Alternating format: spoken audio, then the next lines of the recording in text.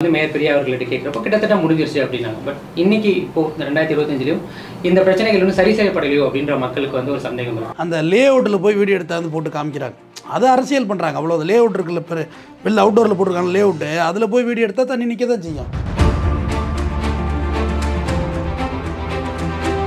திரு சுப்பிரமணியம் அவர்கள் வந்துட்டு 25 சென்டிமீட்டர் மழை வந்தால் கூட நம்ம தாங்குவோம் அப்படின்னாங்க. 5 சென்டிமீட்டர் வரைக்கும் மழை தான் அது தாங்குங்கிறத ப்ராஜெக்ட் ஐஐடி போட்டு கொடுத்தது.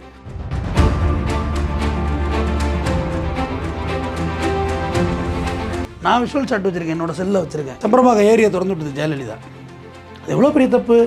நேச்சர் கிடையாது, ஹியூமன் மேட் டிசாஸ்டர். அது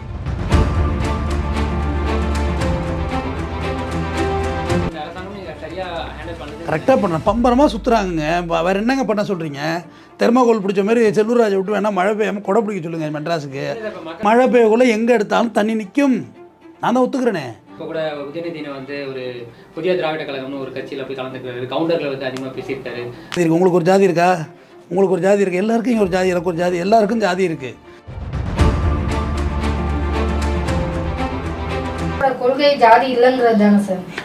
ஜாதி இல்லைன்னு சொல்லியாச்சு, இல்லாமல் போயிட்டா. எல்லா இடத்துலையும் இருக்குது. இல்லை, இன்வைட் பண்ணியிருந்தா கூட அவங்க திருப்பி திருப்பி அந்த ஜாதியை மென்ஷன் பண்ண மாதிரி பேசினது தான் எல்லாருக்கும் அதிருப்தியாக இருக்குது.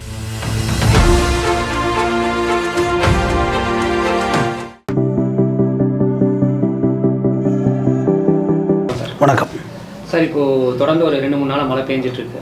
இப்போது திமுக அரசு வந்து இந்த 2021 வந்து நாங்கள் வந்து இந்த மழைநீர் வடிகாலை நாங்கள் இன்வெஸ்ட் பண்ண போகிறோம். சென்னையில் ஒரு 4000 கோடிக்கு மேலே நாங்கள் இதில் இன்வெஸ்ட் பண்ணி இதை சரி பண்ணுவோம் அப்படின்னாங்க.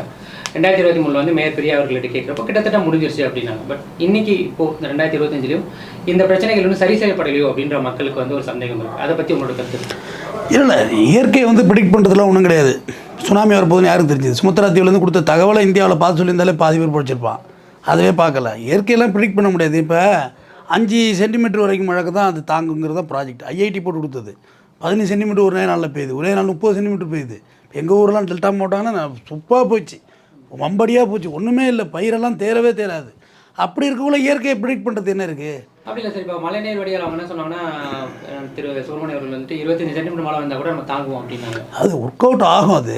பட் எனக்கு தெரிஞ்ச வரலையும் நேற்று நீங்கள் விஷுவல் ஷாட்டெல்லாம் பார்த்தா எங்கெங்கே போய் அந்த லே அவுட்டில் போய் வீடியோ எடுத்தாந்து போட்டு காமிக்கிறாங்க. அதை அரசியல் பண்ணுறாங்க. அவ்வளோ லே அவுட் இருக்குல்ல, வெளில அவுட்டோரில் போட்டிருக்காங்க லே அவுட்டு, அதில் போய் வீடியோ எடுத்தால் தண்ணி நிற்க தான் செய்யும். நான் விஷுவல் ஷாட் வச்சுருக்கேன், என்னோட செல்லில் வச்சுருக்கேன். ஏன்னா இவங்க சொல்கிறாங்கன்னு சொல்லி நேற்று காலையில் ஒரு கோர்ட்டு போக்குள்ள ஒரு வாட்டி ஷாட் எடுத்தேன். மறுபடியும் ஒரு தனியார் தொலைக்காட்சி, அதுவே வந்து அவங்க சேனல் தான், பார்ட்டி சேனல் தான், ஏடிஎம்கே பார்ட்டி சேனல் தான், அதுக்கு பேச போயிருந்தேன் லைவுக்கு. அதில் கூட நான் வந்து போக்குள்ளேயும் ஷூட் எடுத்துகிட்டு போனேன், ஆஃபீஸ் வரைக்கும் போனேன். ஏன்னா கிரவுண்ட் ரியாலிட்டி என்னன்னு நான் முதல்ல மக்கள்கிட்ட சொல்லணும். தப்புனா தப்பு தான், சரினா சரி தான். நான் அது மாதிரி ஆள் தான். நான் அந்த முட்டு கொடுக்குறதுலாம் கிடையாது. தப்புனா தப்பு தான். அப்போ எடுத்துகிட்டு போனேன். அப்போ அவரே கேட்டார், எங்கள் தொலைக்காட்சி வாசல் வரப்படி பார்த்தீங்களா அப்படின்னு. இந்த அருக்கு வீடியோ பாருங்கன்னு லைவில் ப்ளே பண்ணி காமிச்சேன். நீங்கள் ஒரு ஷாட் வச்சுருக்கேன், நான் ஒரு ஷாட் வச்சுருக்கேன். நான் இப்போ வந்தது நான் வந்து கூகுள் ஷாட்டு போட்டு எடுத்துகிட்டு போனேன். அதாவது டிரைவ் ஷாட்டு லைவாக நான் போனதை காமிச்சேன். டயத்தோடு இருக்குது. இந்த இருக்குது, இதுதான் ரியாலிட்டி. சும்மா உட்காந்து அரசியல் பண்ணுறோம்னு சொல்லி பண்ணுறது தான் தப்பு. அடுத்தது இப்போ ஒரு விஷயத்தை எப்படி ஹேண்டில் பண்ணுறாங்க ஒரு கவர்மெண்ட்டுங்கிறத நீங்கள் பார்க்கணும். ஹேண்ட்லிங் தப்பாக இருந்தால் தப்பு தான். நான் அது நிறையா விஷயங்கள் ஒத்துப்பேன். இப்போ சம்பரமாக ஏரியா திறந்து விட்டது ஜெயலலிதா. அது எவ்வளோ பெரிய தப்பு. கிட்டத்தட்ட ஆன் ரெக்கார்டு வந்து 500 பீப்புள்ஸ்லேருந்து 1000 பீப்புள்ஸ் அதில் வந்து இறந்து போனாங்க. ப்ராப்பர்ட்டி டேமேஜ் 1 lakh crore, 1 லட்சம் கோடி ரூபாய் டேமேஜ் ப்ராப்பர்ட்டி. நினச்சி பாருங்கள், கற்பனை கூட பண்ணி பார்க்க முடியும். எவ்வளோ பேரோட வாழ்வாதாரம் இழந்து நடுரோட்டுக்கு வந்தான். இன்றைக்கி அது வந்து உமன் மேட் டிசாஸ்டர். இது நேச்சர் கிடையாது, உமன் மேட் டிசாஸ்டர். அது அடுத்து வர்தா புயலுக்கு ஹெல்ப் பண்ணுறதுக்கு அம்மா வரட்டுன்னு காத்துன்னு வந்தோம் அப்படின்னாங்க. கஜா புயல் எங்கள் மாவட்டங்களை தூக்கி கவுத்து வச்சுதுங்க. இதில் என்ன கூத்துனா, அன்றைக்கி இருந்த வானிலை ஆய்வாளர் வந்து அதெல்லாம் ஒன்றும் பண்ணாது, அது ஒரிசா பக்கம் போகுதுன்னாங்க. தூக்கி அடித்து கவுத்து கடைசா கொடைக்கானலில் போய் கரையறிச்சு பாருங்கள். வெறி கொண்ட வேங்கையாக மாறி முடியவே முடியலைங்க. என்னங்க இப்படி? இன்னும் எங்கள் ஊரெலாம் போனது தாங்க. நாங்களாம் சவுக்க தொழில், எங்களுக்கு பிரதான தொழில் சவுக்க. அது வந்த பிறகு தான் நாங்கள் வறுமையிலேருந்து தப்பித்தோம்.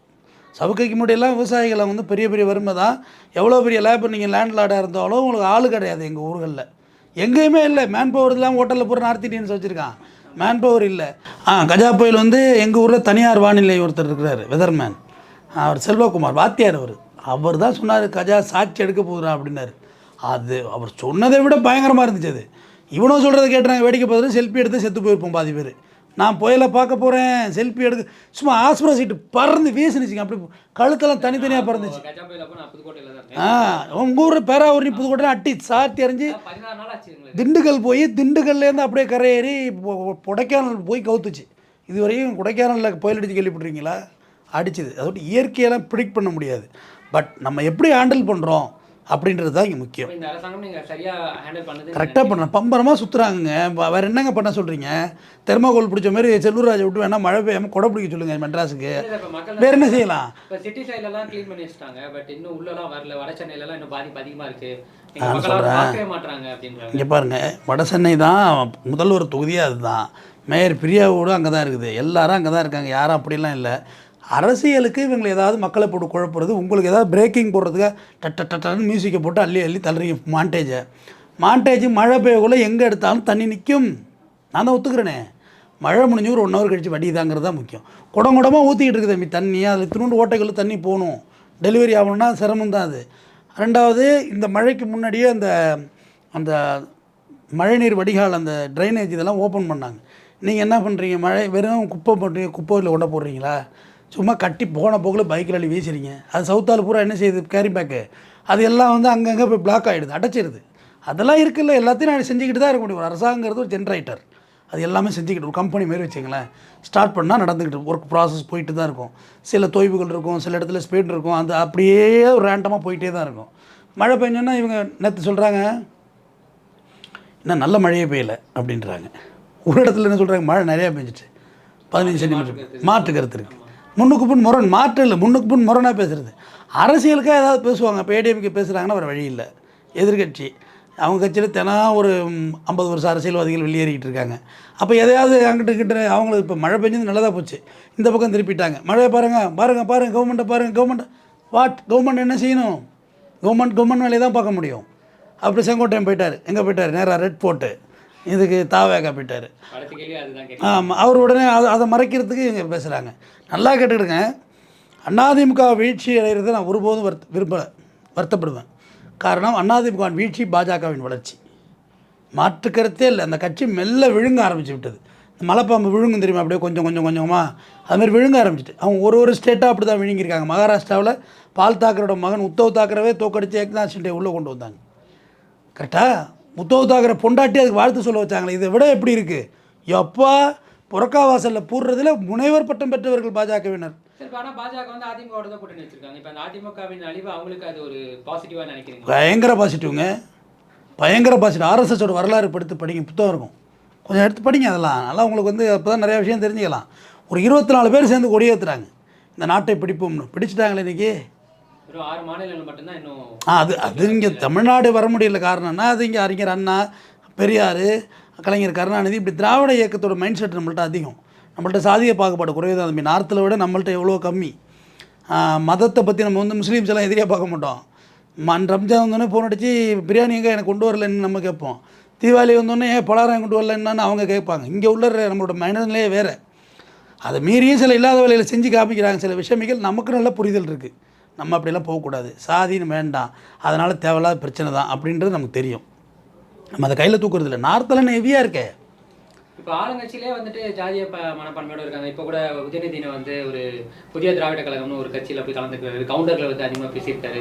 இப்போ திமுகவும் ஜாதியை நோக்கி பயணிக்குதா அப்படின்ற மாதிரி ஒரு ஜாதி சங்க கட்சி ஒரு மாநாடு போடுறாங்கல்ல, அதில் உங்களை இன்வைட் பண்ணாங்க. நீங்கள் போகாமலாம் இருக்க முடியாது. முதல்ல தெரிஞ்சுங்க, அது தப்பாகிடும். அது ரொம்ப தப்பாகிடும். நீங்கள் அரசியலும் இங்கே பாருங்கள், கொள்கையும் வேணும், அரசியலும் பண்ணணும், ஆட்சியும் பிடிக்கணும். 3 இருக்குது. நமக்கு இருக்கிற 1000 ஓட்டு போடுற தர்ம சங்கடத்தை விட அவங்க நடத்துகிறவங்களுக்கு 1000 தர்ம சங்கடம் இருக்குது. அதில் இந்த முதல்வன் படத்தில் அர்ஜுன் சொல்லுவார்ல, 4 கால் இருக்குது, 4 கால்னா 4 எந்த இல்லை, ஒன்று ஒரு கால் சொல்லுவார். இதில் நான் எதுவும் தடார்படாரெலாம் முடிவு எடுத்துட முடியாது தம்பி, நீயே வந்தாலும் அப்படி தான் பாரு, வந்து இருந்து பாரு தெரியும் அப்படின்னு சொல்லுவார்ல. அது அவர் இருந்து பார்க்கல எவ்வளோ பெரிய இழப்புகள் அந்த குடும்பம் அந்த படத்தில் வரும். அப்பா அம்மாலாம் வெடிகுண்டில் சாவாங்க, எல்லாம் இருக்கும். பர்சனல் லைஃப் இழந்தது தான் அரசியல் வாழ்க்கை. பொது வாழ்க்கைங்க பர்சனல் லைஃபே இருக்காது. ஆனால் இப்போ திமுக சார்ந்தவங்களே வந்துட்டு அது தப்பு, உதயநிதி வந்து அது போயிருக்கக்கூடாது, ஒரு டெபுட்டி சிஎம் தாண்டி கலைஞரின் பேரன் அவங்க போகிறது வந்து எங்களால் பார்த்துக்க முடியல அப்படின்னு திமுக ஆதரவாளர்களே நிறைய கவலைப்படுறாங்க. அது என்னுடைய இப்போ விஷன் வந்து பத்திரிக்கை கொடுத்தா போய் தான் ஆகணும். எல்லாருக்கும் இங்கே ஒரு ஜாதி இருக்குது. உங்களுக்கு ஒரு ஜாதி இருக்கா? உங்களுக்கு ஒரு ஜாதி இருக்குது. எல்லாருக்கும் இங்கே ஒரு ஜாதி, எனக்கு ஒரு ஜாதி, எல்லாருக்கும் ஜாதி இருக்குது. இங்கே சும்மா ஜாதி இல்லை அது இல்லைங்கெல்லாம் சும்மா அம்பக்கு அப்படிலாம் ஒரு டாப்பிக்கே இல்லை. உங்களோட கொள்கை ஜாதி இல்லைங்கிறது தானே சார்? இல்லை நான் சொல்கிறேன் அது ஒரு அப்படி ஒரு விஷயமே இல்லைங்கிறது ஹாலோசேஷன். அது ஜாதி இல்லைன்னு சொல்லியாச்சு, இல்லாமல் போயிட்டா எல்லா இடத்துலையும் இருக்குது. இல்லை இன்வைட் பண்ணியிருந்தா கூட அவங்க திருப்பி திருப்பி அந்த ஜாதியை மென்ஷன் பண்ண மாதிரி பேசினது தான் எல்லாருக்கும் அதிருப்தியாக இருக்குது. அது என்னத்தில் கலந்துக்கிட்டாங்க, என்ன மைண்ட் செட்டுங்கிறது என்ன, அது என்ன சொல்ல தெரியல எனக்கு. உங்களோட கருத்து? என்னுடைய கருத்து, நான் எல்லாருக்கும் பொதுவான மனுஷன். உங்க கூப்பிடுறாங்க, எலெக்ஷன் இருக்குது, நீ போக மாட்டேன் வைக்க மாட்டேன்னு வேறு ஒரு தலைவனை அழைச்சி கொண்டு வச்சு இப்போ நீ ப்ரொஜெக்ஷன் பண்ணுவேன். இன்னும் சொல்ல போனால் எடப்பாடி பழனிசாமி அவர்கள் தானே கிரெடிட் அந்த கம்யூனிட்டிக்கு, ஜாதிக்கு. அப்போ நீங்கள் அப்படி ஒரு சினாரியோவை கட்டமைக்கிறீங்க. அந்த இடத்துல நாங்களும் உங்களுக்கான ஆளாக இருக்கோம்னு எப்படி காமிப்பீங்க? வேறு வழி என்ன இருக்குது? ஸோ இப்போ ஜாதியே இல்லைன்னு சொல்கிற கட்சிக்கு கூட ஜாதியை வச்சு அரசியல் பண்ணுற சூழ்நிலையில் தான் இன்றைக்கி தமிழ்நாடு இருக்குது. இல்லை, இது யதார்த்தது தானே. இப்போ எடப்பாடி பழனிசாமி அண்ணா வந்து மதுரையில் ஒரு மாநாடு போட்டார். ஈவன் கம்யூனிஸ்ட் மாநாடு போட்டாலே பசுமன் தேவருக்கு அங்கே மாலை போடுவாங்க ஓரிப்பாளையத்தில். அவர் கைது செய்யப்பட்ட அதே இடத்தில் கலைஞர் தான் வெங்கலச்சிலை வச்சார். கரெக்டாக 6 அடியில் வெங்கலச்சிலை. அதுக்கு எல்லாரும் அங்கே மாலை போட்டு தான், ஈவன் எல்லா கட்சியுமே மாநாடு போடல மாலை போடுவாங்க, இது மரபு. ஆனால் இவர் போடலை. அது வந்து பன்னீர்செல்வம் மீது உள்ள கடுப்பு. நீ ஒன்றும் தேவர் ரோட்டெல்லாம் எனக்கு வேணாம், நான் பார்த்துக்கிறேன்னு. அவ்வளோ ஆண்ட பெரிய கட்சியை அதிமுகவை இன்னைக்கு ஒரு கொங்கு கவுண்டருங்கிற ஜாதிகள் கொண்டு அடக்கி வச்சுருக்காரு. அது இல்லைன்னு எப்படி நம்ம ப்ரூவ் பண்ணுறது? அதெல்லாம் இல்லை. இப்போ என்ன சொல்லிடுவாங்க தெரியுமா, டிஎம்கே வந்தாக்க சாதி இல்லைன்னு சொல்லி மற்றவங்களுக்கு டாமினேட் பண்ணுவாங்கன்னு சொல்லி. இன்றைக்கி எல்லோரும் தேவர் ஜெயந்திக்கு காவடி எடுத்தாங்களே எப்படி? அந்த இடத்த அரசுடைமையாக்க கொடுத்தது கலைஞர் கருணாநிதி, தெரிஞ்சுங்க. ஓகே, அது வரலாறு படிங்க. மருது பாண்டியர்களுக்கு இங்கே மணிமண்டபம் அமைச்சு கொடுத்தது கலைஞர் கருணாநிதி. காமராசருக்கு மணிமண்டபம் அமைச்சு கொடுத்தது கலைஞர் கருணாநிதி. எதிர்த்து அரசியல் பண்ண தலைவருக்கு வச்சு கொடுத்தாரு. இவங்க ஆனால் எப்படி திரும்ப கட்டமைச்சிருவாங்க? டிஎம்கே வந்தாலே இவங்க வந்து முக்குளத்தூருக்கெலாம் எதிரான கட்சி, நாடார்களுக்கெல்லாம் எதிரான கட்சியா அப்படி கிரியேட் பண்ணுறது. அதெல்லாம் கிடையாது, இதுதான் விஷயம் அப்படின்னு நம்ம வந்து ஓப்பன் டாக்கு நம்ம அடிக்கிறோம். ஓகே, அப்போ வந்து இப்போ முத்துராமலிங்கத்தேவர் நீங்கள் வந்து சாதியவாதியாக பார்க்குறீங்களா, தேசியவாதியாக பார்க்குறீங்களா? தேசியவாதி. அம்பேத்கர் சாதியவாதியாக பார்க்குறீங்களா, தேசியவாதி. ஆனால் இங்கே அப்படி இருக்கா? தீரன் சின்னமலை தேசிய கொங்கு கவுண்டராக பார்க்குறீங்களா? தேசியவாதி. அழகுமுத்துக்கோன் தேசியவாதி. மருதுபாண்டியர்கள் தேசியவாதி. இவங்களெல்லாம் சின்ன வட்டத்துக்குள்ள ஒன்றை லாக் பண்ணுறாங்க, ஜாதின்னு. அப்படி இருக்கக்குள்ள அப்படியெல்லாம் இல்லை. நாங்கள் எல்லாருக்கும் இப்போ சிஎம்னா திமுககாரருக்கு மட்டும்தான் அவர் சிஎம்மா? இல்லை, அதிமுககாரருக்கு அவர் தான் சிஎம்மு. அப்போ போய்தான் ஆகணும். அதெல்லாம் ஒன்றும் பண்ண முடியாது, போய்தான் ஆகணும். வேறு வழியெல்லாம் கிடையாது.